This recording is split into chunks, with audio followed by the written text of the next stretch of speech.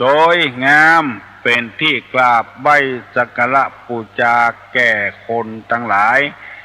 เหล่านี้เป็นต้นทางสถานีวิทยุจึงได้ออกประกาศธรรมเมื่อเจ้ามาแล้วเนื้อฟังธรรมะธรรมโมกันมีความสะสวยงดงามมีคำกรบทนึงว่าคนจะงามงามน้ำใจใช่ใบหน้าคนจะสวยสวยจัญญาใช่ตาหวานคนจะแก่แก่ความรู้ยืนอยู่นานคนจะโรยโรยศีลโรยทานไม่ใช่บ้านโตนี่ฟังแล้วเราจะเข้าใจว่าคนงามนั้นงามตั้งนอกผิวพรรณวรรณะงามหน้าตางามเป็นชายงามเป็นแม่หญิงงามมันงามบ่เหมือนพอว่าแก่เนื้อแก่ตัวมาก็เหี่ยวแห้งไปแล้วเอาอย่างมาปะมาปอกมันก็พุดขึ้นมาผมขาวเอาสีดำมาย้อมประเมินบานานตังเก้ามันก็ขาวขึ้นมาตังฝ่ายมันดำแท้ตังเก้ามันขึ้นมามันฝ่าฝืนธรรมชาติมันประเมินบานานทาแป้งทาลิปวันเดียวนอนเมื่อคืนก็หายแล้ววันพุกก็ต้องเอามาใส่แต่ไม่ถ้าเฮางามที่จิตที่ใจนั้นมันงามเหมือนงามนานบ่ล่วงโรยสะเตื้องามน้ำใจบ่ใจงามที่ตาที่หน้าคนจะโรยคนจะงามงามน้ำใจใช่ใบหน้าคนจะสวยสวยจัญญาใช่ตาหวานหมายความว่าคนจะสวยสวยด้วยจัญญามารยาทพอแล้วบ่อิ่มบ่ใกล้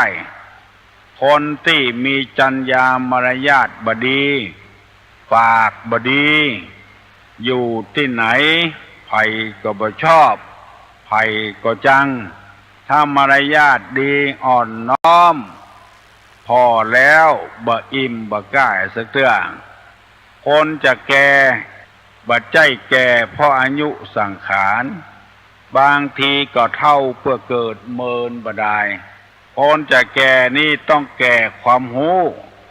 อย่างพ่อออกแม่ออกญาติกาทั้งหลายฟังธรรมกูเจ้าอันนี้คือความแก่ความหูถามมายังก็ได้หรือจำบ่ได้ก็ยังดีกว่าคนจะรวยเพิ่นบอกว่าโรยโดยศีลโรยโดยทานมันทำบุญมันทำทานไปใจบ่ใจว่าบ้านใหญ่บ้านโตอันนั้นบ่เหมือนมันก็จากเฮาไปก็ได้พูดถึงทานนี้ก็ออกแม่ออกท่านผู้ฟังทั้งหลาย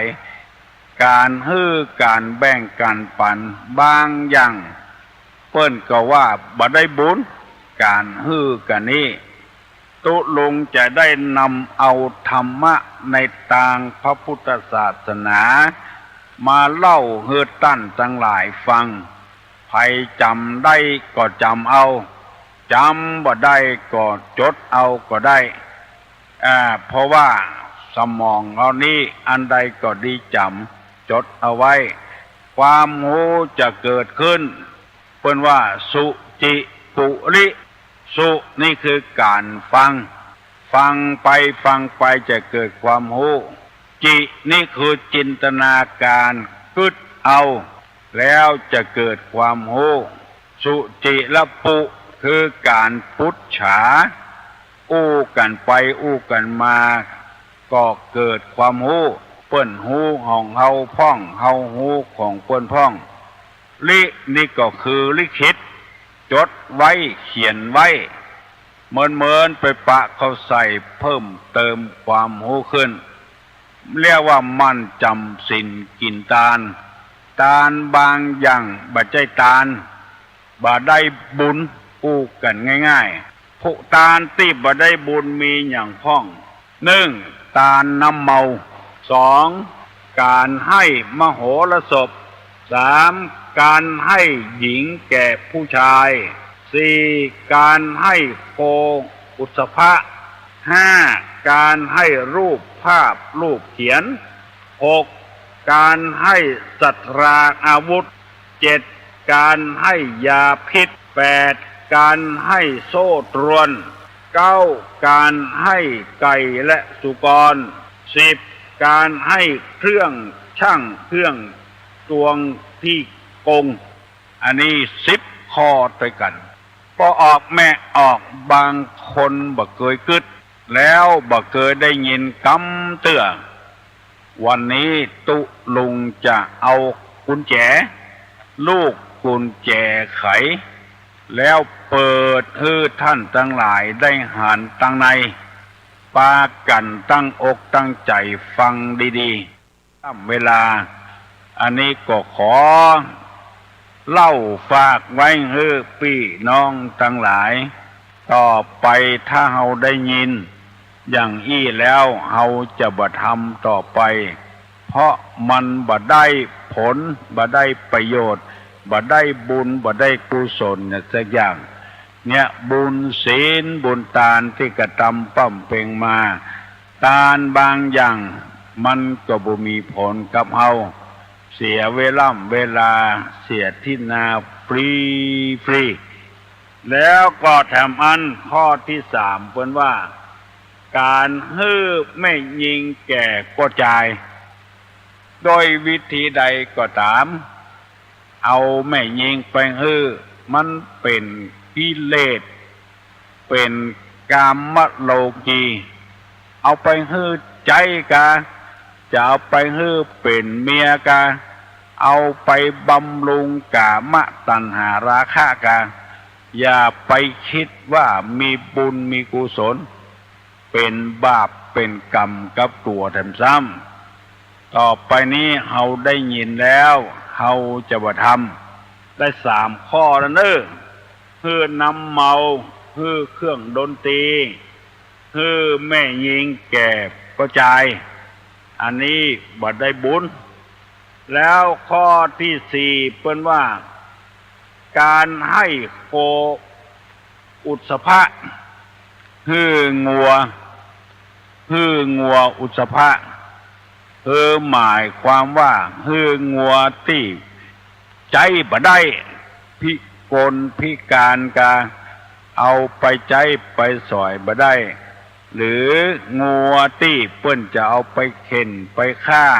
เอาไปเป็นจิ้นเป็นอาหารอันนี้ก็ชื่อว่าบ่ได้บุญบ่ได้กุศลอย่างสักอย่างกับจะเป็นบาปกับตัวเองงัวนี้เป็นงัวในประเทศอินเดียในสมัยโบราณแล้วบ่ใช่ว่า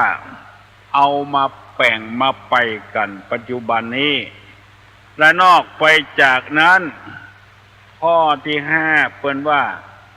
จิตตกรรมฐานการฮื้อรูปภาพรูปเขียน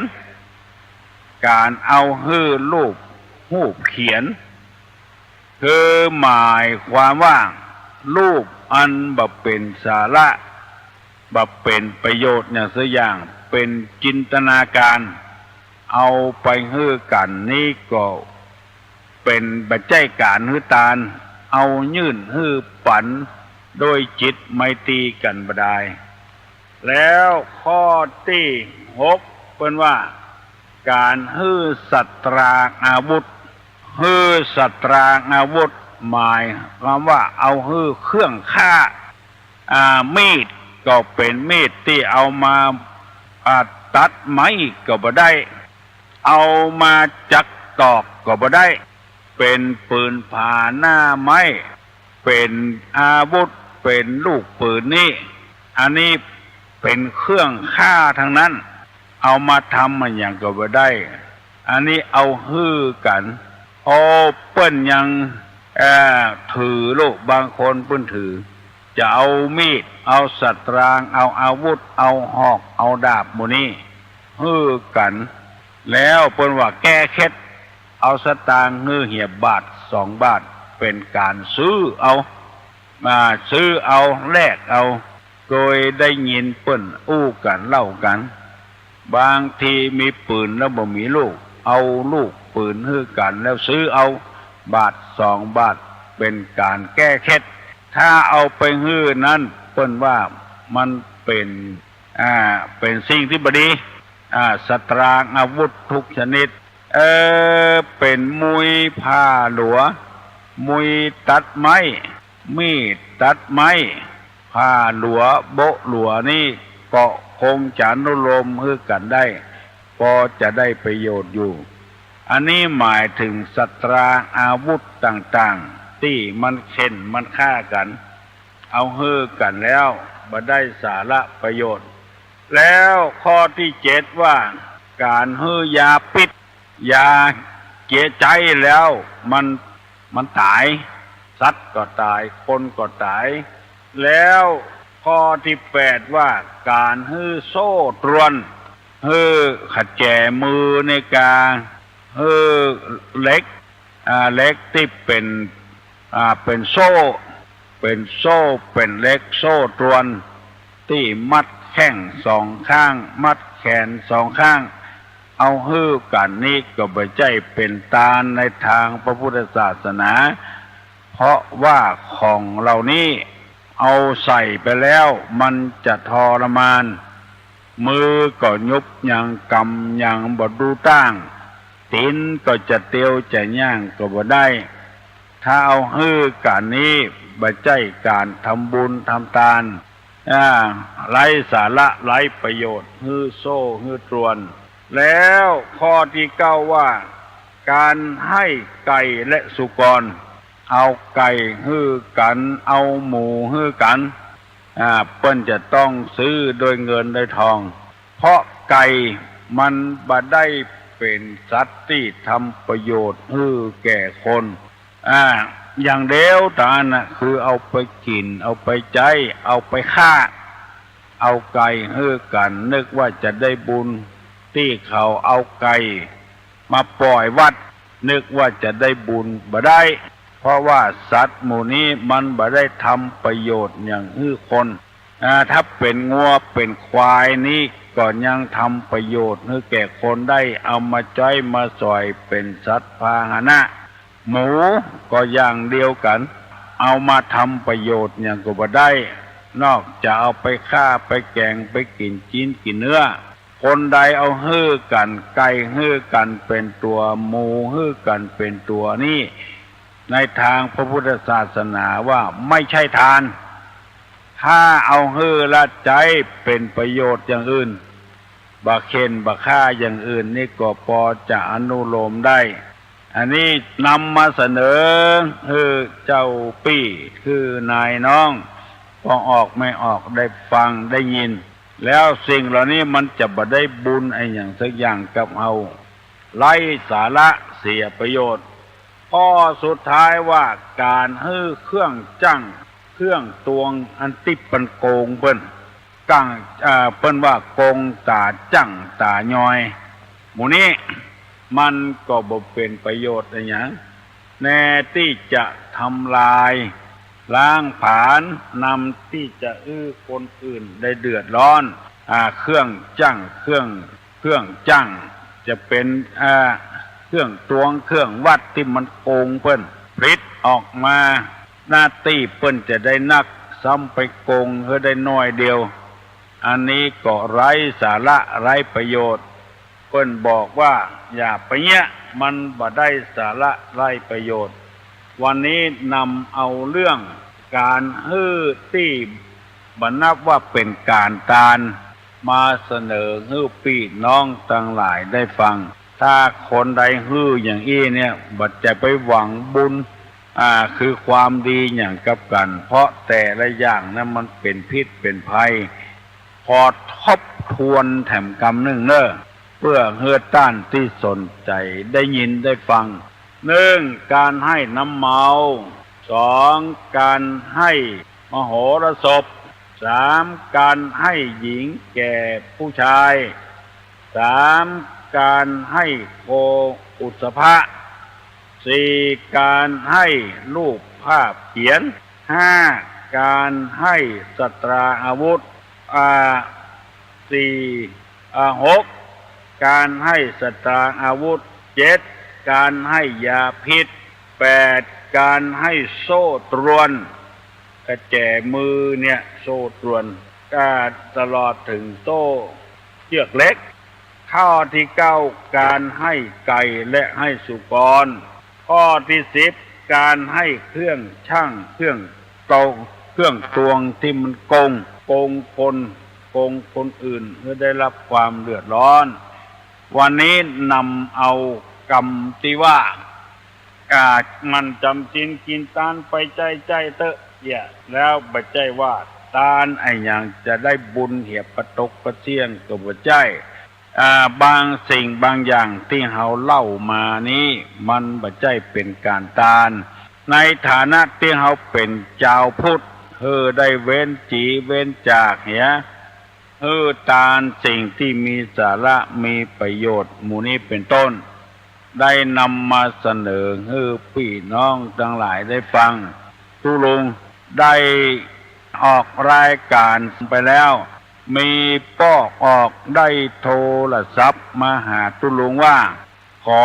ตุลุงเอานำกรรมที่ว่าอย่าไปเอาลูกไปนา